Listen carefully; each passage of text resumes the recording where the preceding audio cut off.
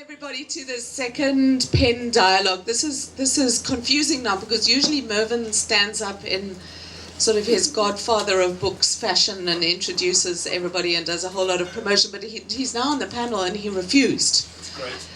I'm just setting up to get my phone out. But now you have to sit still and you're now Alfred. Welcome everyone.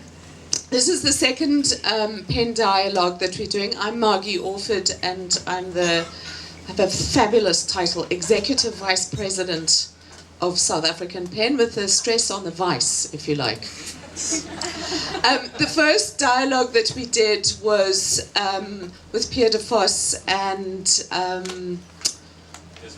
Desiree Lewis around issues around freedom of expression in Africa on this encroaching homophobic legislation that's sweeping everywhere.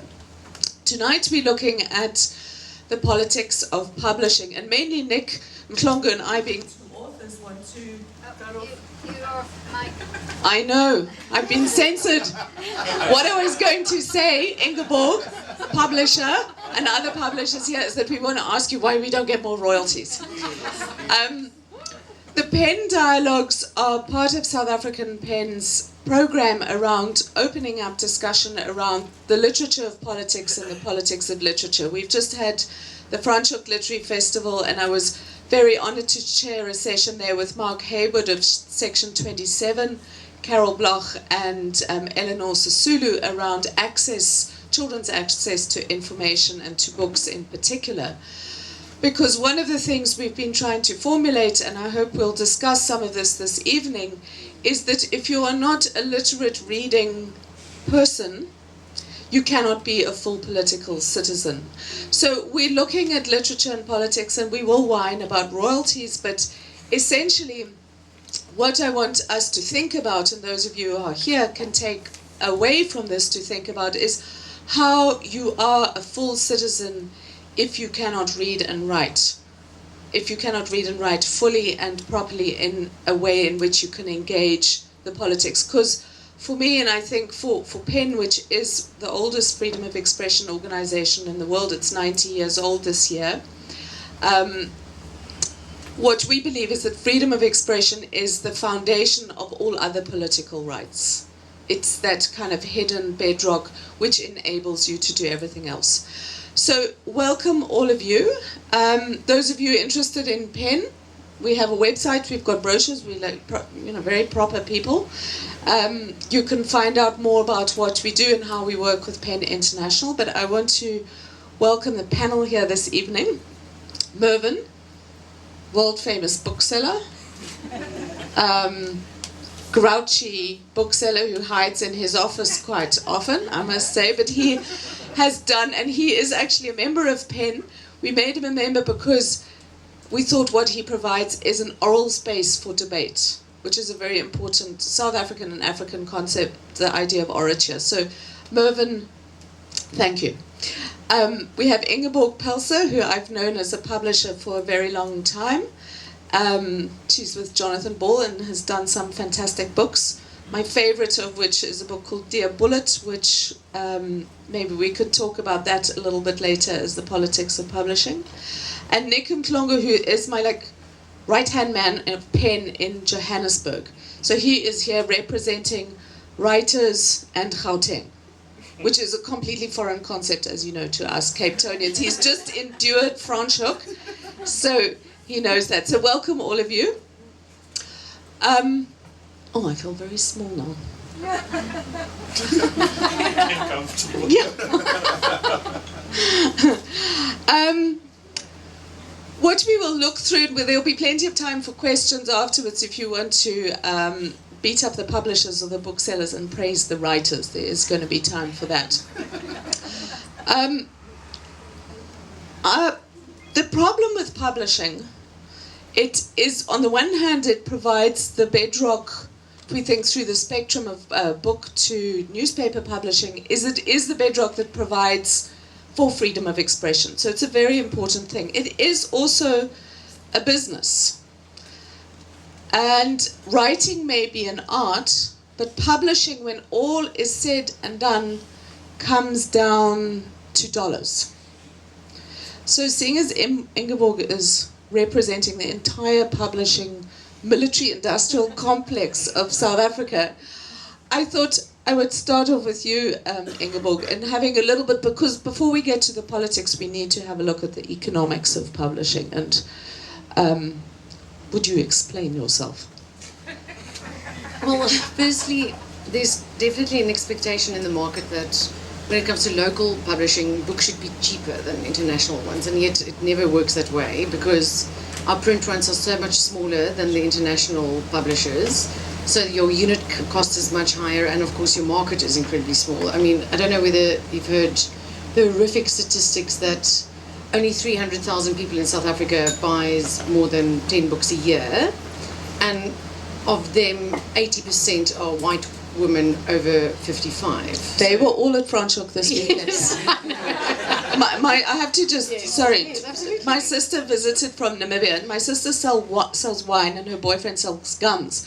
So she asked me in her tactless Namibian fashion, very loudly, she says, Margie, is there a law that only white women over 60 may come to this festival with their handbag carriers, which was the few surviving husbands? Exactly. So, I mean, and if you think carefully about that statistic, it's mainly book clubs, so it's mostly fiction. And there isn't that much South African fiction. And what's done incredibly well in South Africa since I've been in the book trade, which has been now roughly 12 years, is political biography, does very well. Any current affairs book seems to do very well. Of course, there are some books like Spud that really, and John Mayer did much better overseas, including Margie, before you started to sell well here. But I mean, it's a very, very difficult market to be in. So the challenge for us as publishers is to have a good mix of trying to find commercial bestsellers, which might not necessarily be good books, because as we know, it's not necessarily good books that sell. Whether it's like a Boucher biography or a Mark Boucher sports biography sell very well. We try and get those sort of 4 to 6 books per year that will sell more than 15,000 copies, that will enable you then to do books that you really believe in and that you believe should be published, like Dear Bullet that Margie mentioned. So it's difficult to get that balance right, because often you'll find a book that, like in the case of Dear Bullet again, which is a horrific story about a girl, Sikulele, who got shot in the neck with the bullet still sitting there and raped and sort of left in a pit latrine. And you think, okay, this is an important book to write about or to publish because of all the rape victims in South Africa. But you know beforehand, if you're going to sell 1,500 copies of this, you'll be lucky, because it's not a well-known author, it is not a popular subject, people want to read for escapism, they want something light, and we also struggle against the fact that people don't read anymore. I mean, it's incredible. I work in the Ogilvy building, and when I speak to all those media people or engineers or lawyers or everyone that's there, none of them read, because everything's become instant and about Twitter and the internet and TV series and Game of Thrones and Grey's Anatomy, and it's not seen as social to read really anymore. So we're trying to get the balance right between our mass market bestsellers that, like I said, are not always good books. They can be, but often it's more what's marketable and how marketable the author is and where they fit in or what's happening politically, and then to publish books that are actually important, but you won't necessarily sell that many copies. Well, there's that wonderful quote, I think it was Don Marquis, who says, publishing a volume of verse is like dropping a rose petal into the Grand Canyon and waiting to hear the echo. So, Mervyn, seeing as you are a seller of echoes in the Grand Canyon of Roland Street, how does the economics of the publishing world, how do you deal with it, and the book-selling world? Thought you were going to treat us to a poem, Margie. I was the poet laureate of the book lounge for a year, and they promised me free coffee and never paid up. You were supposed to provide us with free verse, which also never happened. Sorry. Personal issues aside. What was the question? The economics of publishing and bookselling. Okay, the economics of, I don't know anything about the economics of publishing. Economics of bookselling. It's quite simple, really. I mean, if you run a establishment like this, then you have a bunch of obviously sort of set costs. Things like, as much as everybody who works here absolutely loves to work here and begs me not to pay them, I do actually sort of pay salaries every now and then, just to sort of because otherwise the labour courts get. But you have a bunch of things that you've got to pay. You've got to pay salaries, you've got to pay rent, you've got to pay electricity, you've got to pay all that kind of stuff, and you've got to pay for all the books that you have on the shelves, and so I mean there's a similar element. There's some commonality between what Ingeborg was talking about in terms of publishing, in the sense that sometimes you try and think that maybe you're going to sell quite a few copies of something you don't necessarily believe in, which enables you to buy a few more of other things. Having said that. It's one of the strange things. One of the joys of this place is that we sell very, very little of the books that would kind of fall into that category. Not through lack of trying, well, we don't really try anymore. But I mean, it was fascinating when we opened the shop 6.5 years ago. When you sort of doing your opening orders from all the publishers, and you've got obviously a limited amount of money that you can spend, we sort of spread that between buying books that all of us who work here knew would sell because of our experience in the book trade, the kind of straight commercial stuff, and then balancing that off against the stuff that we really wanted to sell and we believed in. And we found very, very quickly that actually the stuff that we knew would sell didn't. And that the people who were coming here to buy books were coming for something different to what people who were going to a bookshop in the mall, to exclusive books or whatever. So but you're very lucky like that to have sort of such an educated market, because I mean, in exclusive books, whatever they buy, if they don't sell it within 3 months, they cannot reorder it. And I mean, for many books, think about art books or many non-fiction titles especially, to expect such a quick stock turn, because it's become like a supermarket. It's all about stock turn and piling up the bestsellers. They've totally moved away from having variety. It's like the C&A model. I mean, C&A wouldn't even buy 10% of the list of what we publish, and they only want the best mass market sellers.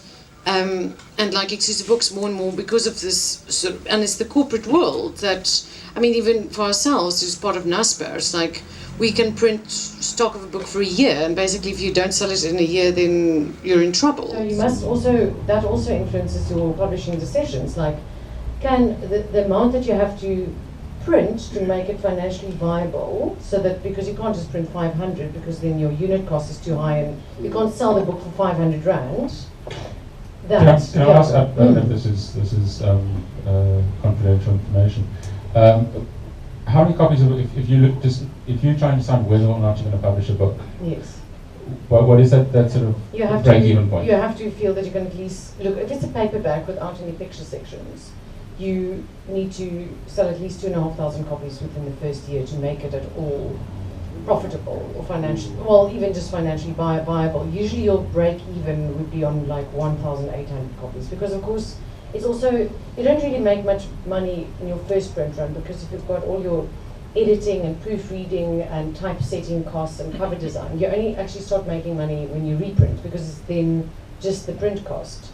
But I mean, print costs are also it's so difficult in this country. We publish all our illustrated books abroad, not only because the quality is so much better, but because it literally is 50% cheaper. But then, especially the printing is 50% cheaper on colour, on illustrated books, so cookbooks or art books or anything. It's as much as 50% cheaper, and it's better quality. But then it takes 3 months longer because you must wait for the shipping. So often say we want to do a political book, say like Zuma Exposed, which we did 2 years ago, then you think you can't print abroad because you don't have that time. You can't lose 3 months on... They have enough problems overseas anyway. They don't have Zuma Exposed right now. I want to cut into these too many people. and bring in Niq. And when I bring him in, I just want to point out the pen empty chair, which at all pen events around the world has an empty chair, which is to symbolize the writers in the world who are detained and imprisoned and silent and therefore absent from the public sphere. It's a very, very old tradition.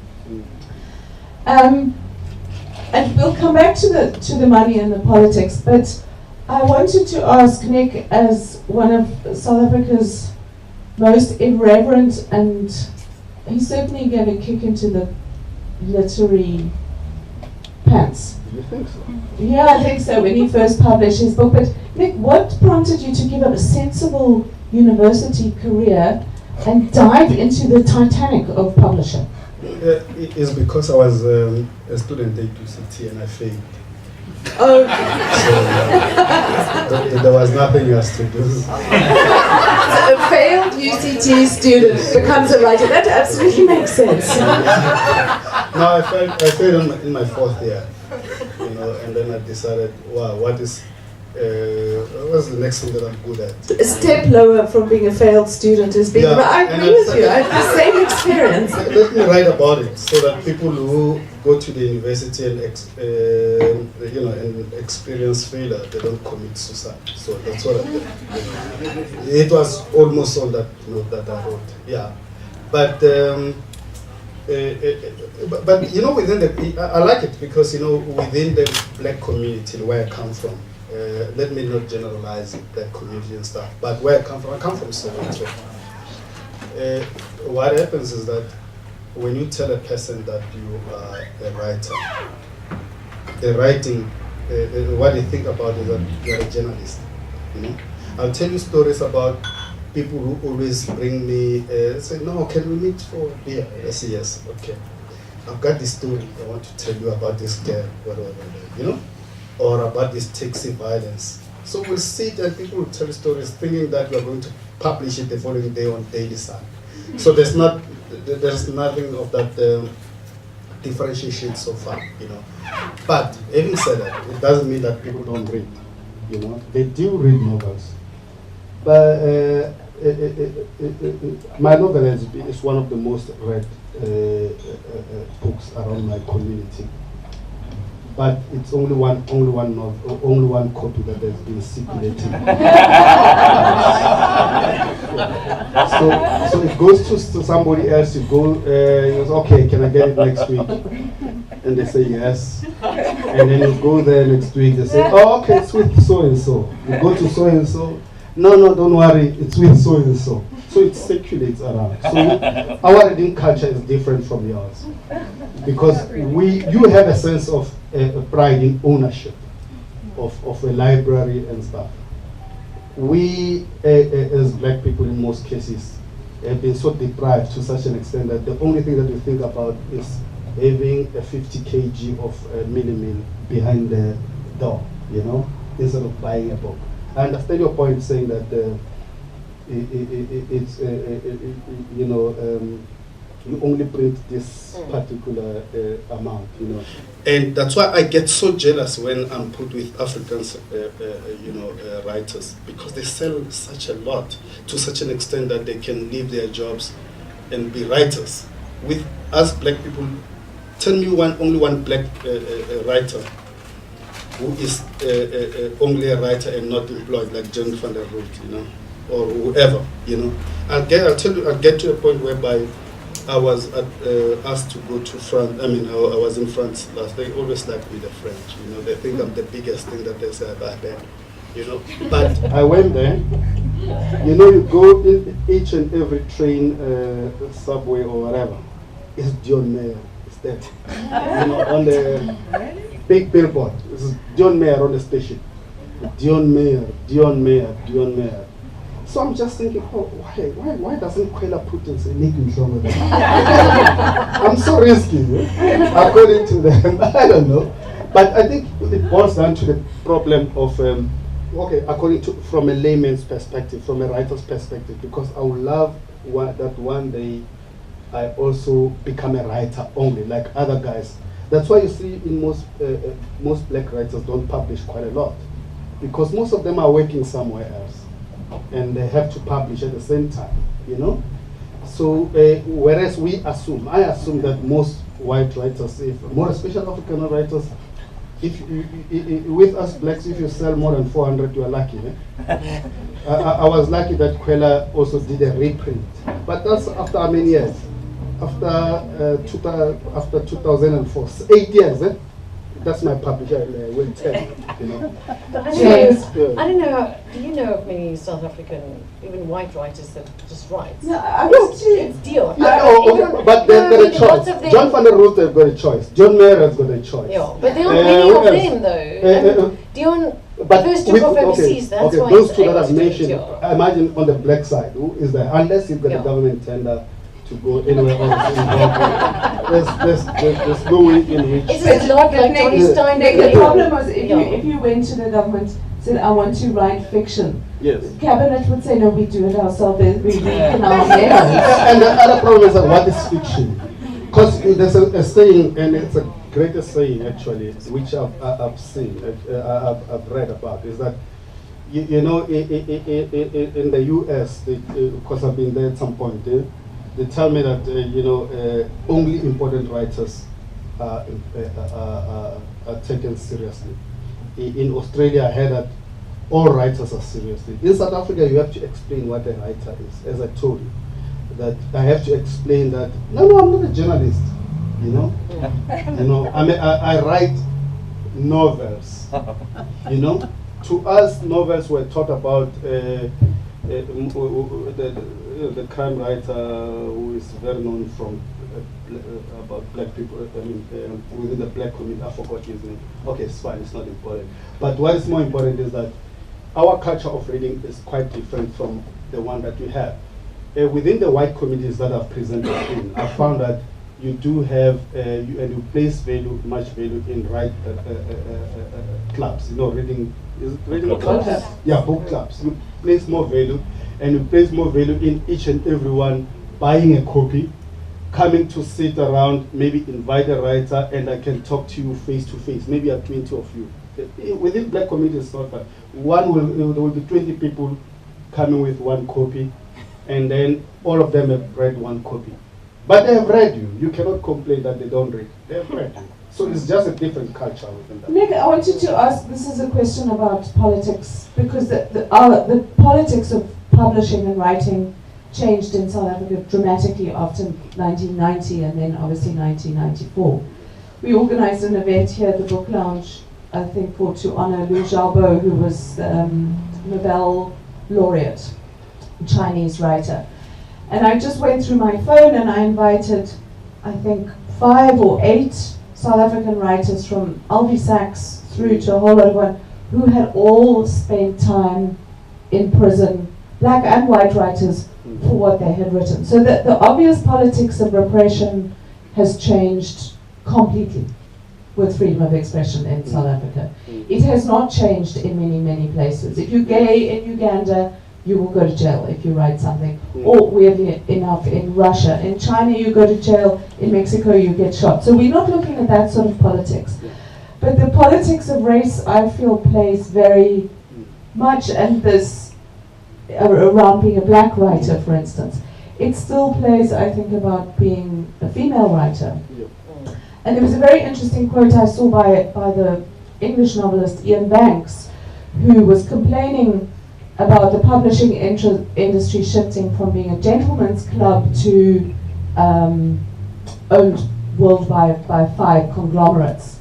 And I was thinking, as for a woman or for a black person, you still are not a member of that club. And I was wondering, I mean, Niq, your novels have been very successful. And I was on a panel with Angela McCullough, who said she got annoyed by being described as the best black female crime novelist. I got pissed off because somebody said I was the best female crime writer. But then there is still that sort of idea that certain kinds of writers are invisible, and other ones like you, like Tsotsi's from Soweto, or like feminists from Oranje, who just call shit, and we're not actually part of the club. No, actually, the good thing about coming from Soweto, you remain a Guluva. You know what a Guluva is? It's somebody who's a hustler. So everybody could. Soweto is the center of South African democracy. The road to South African democracy comes from Soweto. Think about it, 1976. If you want to check about Mandela, where they come from, they all claim to come, even though they come from Transkei, they always say we're from Soweto, hence Villa Street, you know. So everybody claims. That's where I'm from. Our next president, who will be Cyril Ramaphosa, comes from my neighborhood. So yeah, so that's how important we are. So the president just so Julius Malema. Actually, Julius Malema won't see anything. Won't see anything, because I think white people you will never like his politics, because he's going to send you to the sea. He calls you pieces of the ocean. One leg is in Europe, one leg is in Africa, isn't it? So yeah. So how can you vote for that such a person?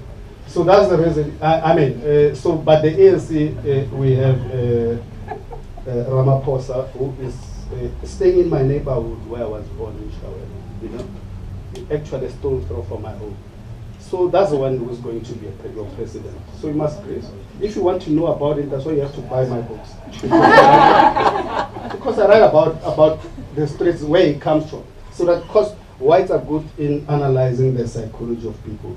So you can analyze it quite nicely. That before, because my books are, before there were tar roads in my neighborhood. So you'll understand, this guy, his mind is still dusty maybe when he does A, B, C, and D. But the most important thing is this, is that you mentioned one very important point about the inhibitions of writing within the black culture, like for instance, the text that we get, is that the difference between us, and other writers is that there's culture on top of politics. Like for instance, I'll give you an example of Thando Mqolo's book. Well-written, quite beautiful book called A Man Who's Not a Man, talking about circumcision. That's not allowed, so it will never be promoted, by many people, because the right to passage into manhood is not promoted. You don't have to say it. You are still patriarchal in most of our areas. But another point that I wanted to mention is that actually it's only actually that's why I always. Even though I have to manhood, it's not promoted. You don't have to say it. We are still patriarchal in most of our families. But another point that I wanted to mention is that actually it's only actually that's why I always, even though I have to catch a plane at 8 today, I said I have to come here because this is the place that I love best, because it's got titles of different African writers. It's not put as if it's a African section. Have you seen that in exclusive books? It's put as an African section. They no longer have a space. You know why? Because there are about more than 60 black writers that are there. That cannot be promoted simply because the space is not allocated. It's only 2 shelves. So that's why, the space is only 2 shelves. But also, I'm not letting you lose as a publisher. I just want you to say, you publishers as well have a problem. The problem is that you have this. You don't invest in writers. That's what I think. That's my humble opinion. You don't invest in writers. Let's give Ingeborg first Ingeborg a chance to defend herself. I was to say there is a problem that. It's good and bad that there are separate sections in bookshops, in exclusive books, for African fiction versus general fiction, because that book club market that I spoke about, they do not go to the African fiction shelf because there's still a perception that it won't be as good, and there is also a perception that it will always be about political issues, or there'll be a heavy undertone, and so that's why I went to a panel at Franschhoek over the weekend, and Damon Galgut and Michiel Heinz and Lauren Beeker spoke then. They said they simply more and more set their books in other countries because there's a relief from the fact that they don't have to write in a political undertone or somehow talk about rape or violence or whatever, otherwise they won't seem like responsible fiction writers sort of in South Africa. So it releases them from that. So there is still a perception that South African fiction won't be as good. So the average book club people don't buy it. That's why more and more we get bookshops to put your books, for example, in general fiction, because it doesn't even have to be set here. They would put it in the South African fiction section, which is still frowned upon. Ingeborg, though, Doris Lessing said, and I'm going to come to you now, that nothing sells like success, and that's the problem with publishing. And publishing, like bookselling, is a marginal industry, and we're idiots to be part of this. We should have done something else. But how do you deal with risk? Because one of the biggest questions that I want to lead into is how we create new and different readers. Why it is only ladies over 65 who allowed, or 60 who allowed to have books. Something happened along the way. So what I want to get from both of you is how you deal with what are perceived to be risky books. And I have to tell you that being a woman crime writer is perceived as being risky. I was advised by several publishers when I started to publish as M.A. Orford. And then I said, but everybody knows now that people with initials are women pretending to be men. No, I mean... like dicks without chicks or whatever, however it goes. Liz McGregor's book, Springbok Factory, as L. McGregor, because when she published a previous rugby book called Touch, Pause, Engage, it didn't sell very well because people thought, who's this woman writing about rugby? She can't possibly know what Well, that's quite an interesting concept. Touch, Yes, pause, engage with a rugby. That's a rugby term, apparently. But maybe we could get to Mervyn, because you've managed to deal with this hurdle of selling supposedly risky commercial books. I'm not sure I understand what risky books are, but I just want to pick up on a couple of things that have been said. The first is there's been a lot of we've heard a lot about how there's so few people, relatively few people who buy books in this country, how print runs are so small. How we've heard from Niq how there are very, very few authors who actually make enough out of writing their novels to just write, and also granted how that handful of writers all happen to be white, and that's all absolutely true. There's another part of the story which is a hell of a lot more positive, and I think while I don't like sort of ignoring reality, I think this is just as important a part of reality. I mean, the one is, Niq, hold up your book. Yes. Don't speak, just hold up your book. And this book was published last year, and I'm not saying this because Niq's here. This is one of the finest novels we've written last year, okay? And it is... No, man, this is like literary Survivor. Hold your book up. It is an absolutely phenomenal novel. Niq is doing things, and maybe if you're talking about kind of taking risk in fiction, I don't know. But if I understand the concept of risky writing, then that's what Niq is doing in that novel. I mean, he draws this amazing sort of dual narrative between contemporary Joburg and what was going on in MK camps in Angola 20 years ago. I don't know what's risky, but that probably is, if there's such a thing as risky fiction. My point is that I think that is an absolutely brilliant novel and everybody should read it. It is not alone in terms of what is being published in South Africa at the moment. We are blessed with a plethora of amazing books that have come out over the last few years, which are taking South African literature in an entirely different direction.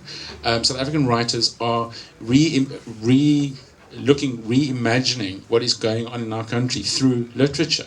There's nothing predictable about it. There's nothing staid about it. There's nothing boring about it.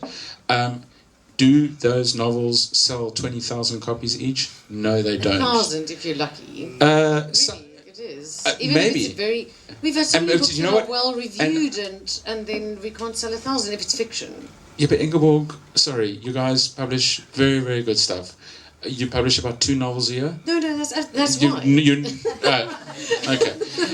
There's a lot of amazing fiction coming out, and I don't know how many they sell, and as long as they sell enough for publishers to keep publishing them, I don't care.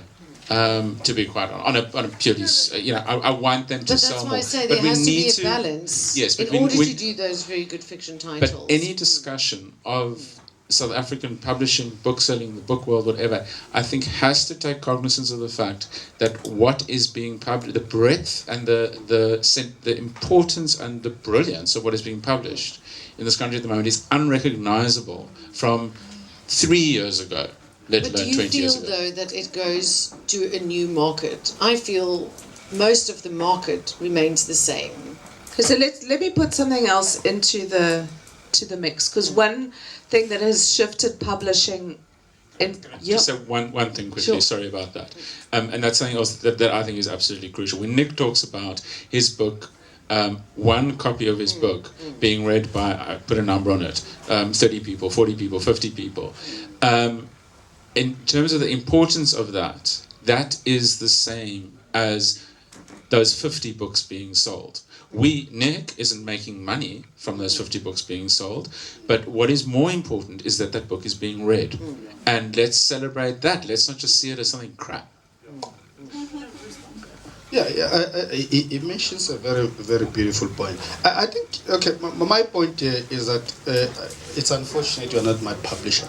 My publisher, He's just ignoring you. Yeah. No, yeah. What I want to say is that I doubt if ever our publishing houses have got a marketing department. That's what I doubt. I even doubt. It depends what you say. No, because you don't follow the trend. What's happening here in the country at the moment? I mean, we're a digital country, for instance. People use Facebook. There's a book by Queller, which has just been what is it, shortlisted for Sunday Times? Yeah, let me just show you. Yeah. This one. Is this the one? Yeah. It's just been shortlisted. If the writer doesn't write about it, that I'm shortlisted, blowing his own horn, nobody will know about it. Do you know about it? Who knows about it that is shortlisted for Sunday Times? No? Is there marketing now? It was only announced yesterday. It doesn't matter. You announce. You must make use of these social networks immediately. It comes out immediately. Tweet. The book is there. People will know about it. Will definitely. You didn't know about it at the moment. So that's the thing that Queller is doing. But I also feel like if ever it was Dion Meyer, because they've got a particular, author who would have to push his agenda. That this one definitely is loved by. But the thing with Dion Meyer, you don't have to push him anymore. No. People will automatically buy the new one. I understand you, but. If you keep on pushing people that have already, you no longer need the pushing, how are the others going to grow? They're not going to grow as long as you don't focus in the market. So in South Africa, I think we must just stop bitching about publishers. Publishers need the marketing department, a right marketing department. Yesterday, I went to, because I check everywhere I check, I went to Clark's. I just walked. I like bookshops quite a lot. I went, because here I know the books I'll get. I saw the most beautiful thing was I saw Andrew Brown's books out there, and I think there was a marketing person who said, "Okay, have this book here." I don't know the political dynamics of how your relationship. Okay, I must say. Now, listen, yes. your relationship with you don't have the relationship with bookshops. Sometimes you need that marketing department who say, Mervyn, do you still have Nick's way back home? And then Mervyn say, only one copy is left. And say, okay, I'll phone you tomorrow to find out whether that copy is sold so that I can bring more. And then we got do that, though. You don't. Okay. You might doing it. James is not doing it. My publisher they are not doing it. Nick, I have to give you another glass of wine, because you get any writer you give them a mic long enough and they will exploit. No. They attack the marketing department of the publisher. But what I want us to have a look, because I completely agree with you, 100%. Despite having worked in publishing before I became a writer, once I went over to the light side, which is writing, the dark side is publishing, I totally erased from my mind the fact that publishers do actually like to sell books. Because I feel I have to interject to just. You can interject in a minute. You can interject in a minute. We're fiction writers, of course we make everything up. But one of the things that has really shifted around is how, and I think that Niq pinpointed some of that, is that the old ways of reaching an audience of a particular kind through book reviews has really shifted. The review pages are gone, despite Ben Williams's heroic efforts to keep them alive on Book SA and in the Sunday Times, and he's done something very interesting there. But more and more authors have to connect with the public in a very different way, and part of it is digital publishing, part of it is self-publishing, and extreme self-promotion. And extreme self-publishing you get as well, but there's a whole You don't market them, and then, we're all profit. Well, you're making profit. I'm making profit. You have to market me. You don't have to. You have to. Anyone only makes profit if but it sells. but you have. What happens is that you have to be able to take risks and say, okay, let's do this. Okay, there's a book club over there. I don't know whether Kwela, my publisher, know about any book club existing. Because if they knew, they will invite me to and say, oh, Niq, there's a particular book club which wants you to come and do a reading. If I'm not invited here in Cape Town by Open Book, there's nobody who invites me here in Friendship. There's nobody who invites me. And always, that's why I love Open Book and Friendship, because those old white women, they're the ones that are buying. They're great. We all love them. Yeah, they're buying. All of them, buy books. They're buying. But it's not through my publisher who is marketing me. It's through my book which is marketing itself, and through myself who is marketing myself. So what is the publisher doing? They're sitting there waiting. Okay, they will call. You know, like working in this what do you call it? The call centers where you wait for a call. Okay. They will call in order 10. Niq, tomorrow they will call. I'm going to stop you. I'm going to stop you now. No. I'm going to ask some. Okay, you can think of your question. I've got the title for your next book, which is Niq Mhlongo Loves Old White Women. It will sell like hotcakes. But two things. Sorry, I have Mervyn's to. going to say two things, and then we'll have some questions if anyone wants to ask. Firstly, the old white woman thing, or the middle-aged white woman thing, or can we just please fucking get over this, okay? Yes, they may be over-proportionately represented in book buying in South Africa, but it is not as extreme as people are making out. There are actually some black people, even some black men, who buy books. They buy a lot of books from us, etc., etc., etc. So let's just cut that generalization, please.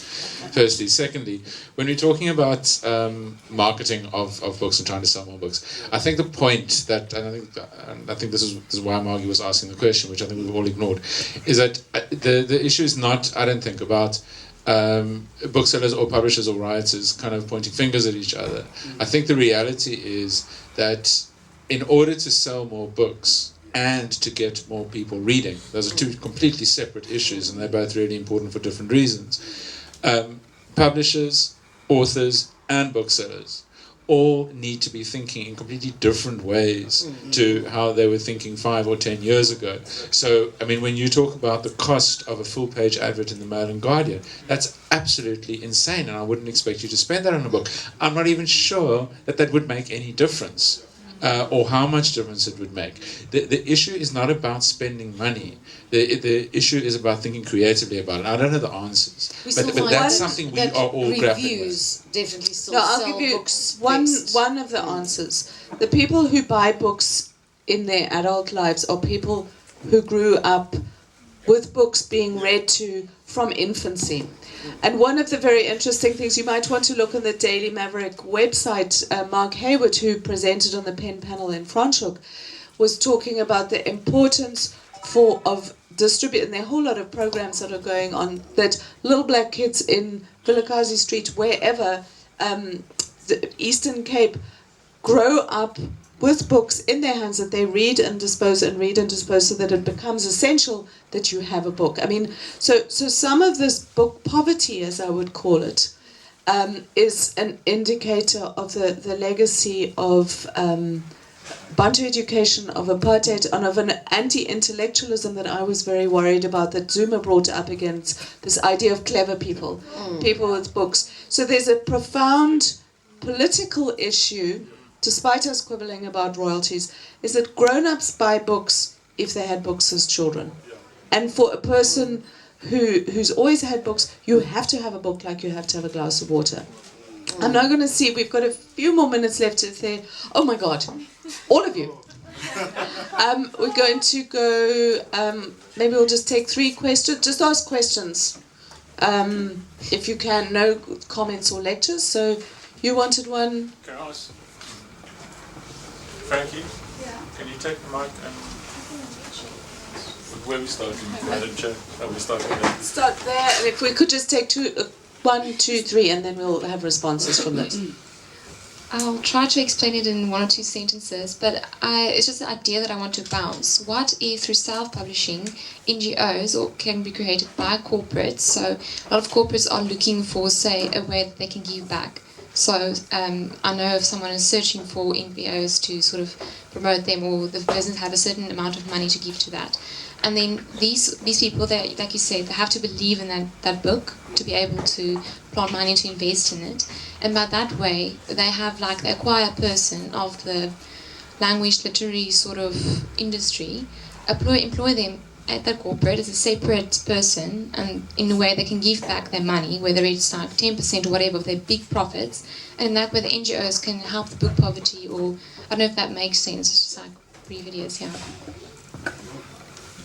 That's the lady in the red jacket. How come the Afrikaans authors can have trailers put onto Afrikaans TV? Okay, I can answer that. Trailers of books. Okay, we'll get to that. I'm sure it's the blue one, but okay, so next. We talk about the middle-aged woman who is buying books, and I think we're basically talking about an English reading society. What about translation of books and having books where people can read the books in their own language? How much of that is happening, and how much would that increase readership? Okay, so we've got one more question, and then we'll get responses. Thanks. With all due respect to the actual bookstore, I'm a person who travels and buys Kindle books and audio books in significant number. And one of the things I'd say about both those options is that I can get a quick read on a book. I can read the first chapter of a book. I can listen to somebody read to me 3 pages worth or something. And I have to confess that I have been exposed to and chosen to buy some books without judging it by the cover or the name of the author or whether I've ever heard of them, but simply by those other categories. And I'm wondering whether you don't see, I mean, there are not enough South African books on audiobooks, because I've listened to practically all of them.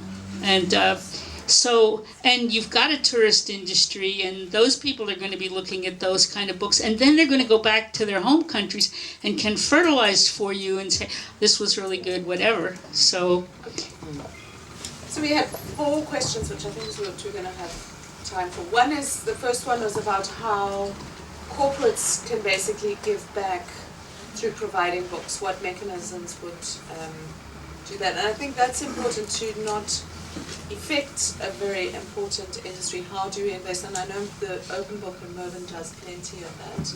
Penn also does quite a bit of that. The other one is, how do the Afrikaans writers get trailers onto TV? Trailers made of their books. They're such evil people. I've never seen one, but I know somebody who does this. And then the third question was about to expand the reading public. by having books available in more than just English and Afrikaans, which is a big political question, which we will actually be addressing in another PEN dialogue, the whole idea of mother tongue literacy. But maybe next thing is you represent the entire non-English speaking world of South Africa. Is that so? It picks up on a lot of what you were saying, the mother tongue issues about how people come to read and how they don't come to read. And you might be able to pin it back to what this lady in the white was asking about, how we can get a new generation of people who are not used to books. Those evil book lenders who buy one book. What can be done about doing that, people who've not used to books and are not used to reading stuff in mother tongue? I think it's not the fact that people are not used to reading in mother tongue so what, you know.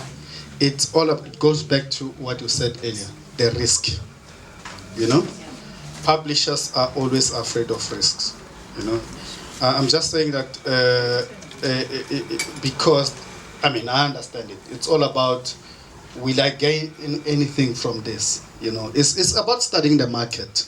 So they should study the market, perhaps, I guess, you know, and maybe that element of risk will dissipate, you know, because at the moment they want to say, because look at the publishers in South Africa, for instance.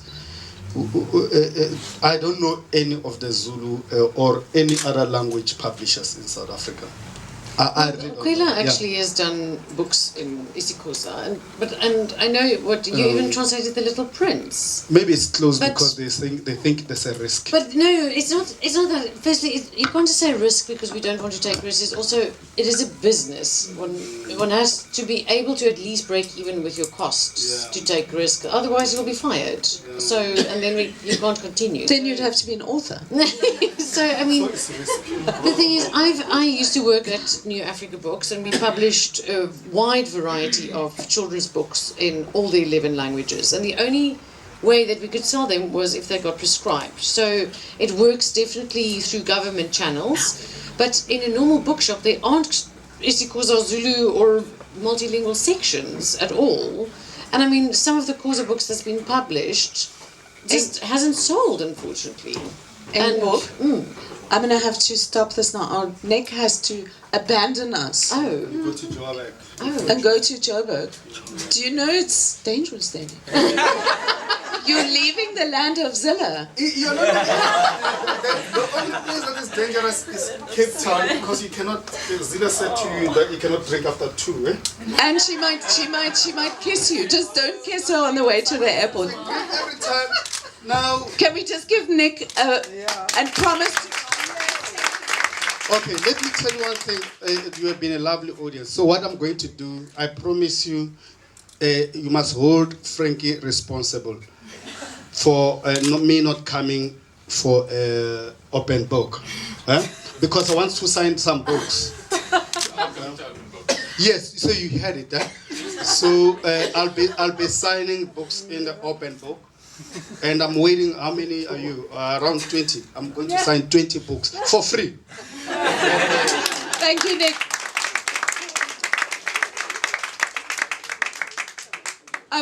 I'm going to close off. It's just past 7. I'm going to find out how those trailers get made for Afrikaans TV. Okay, you'll have to tell them over one. I'm sure there's. I'd like to say something. Yeah. I just want to respond because I'm a book journalist, and I'm working with those people that is often much criticized, namely the marketing department of books. And there is a reason. I can appreciate that one can criticize some of it. But I've now been working for 30 years as a book journalist, and there is a wonderful, sometimes marvelous response from these people to promote. Sometimes there's an enormous amount of problems to get authors to work with journalists. They're not always available, they don't want to be available, etc. I also want to say that one of the interesting things is this, that the newspapers which I'm working for, which is in the Afrikaans section, is the biggest promoters of English books in this country, much more so than any other English publication. Secondly, you ask about the book trailers of Afrikaans. That is on Kyknet, which is the television channel.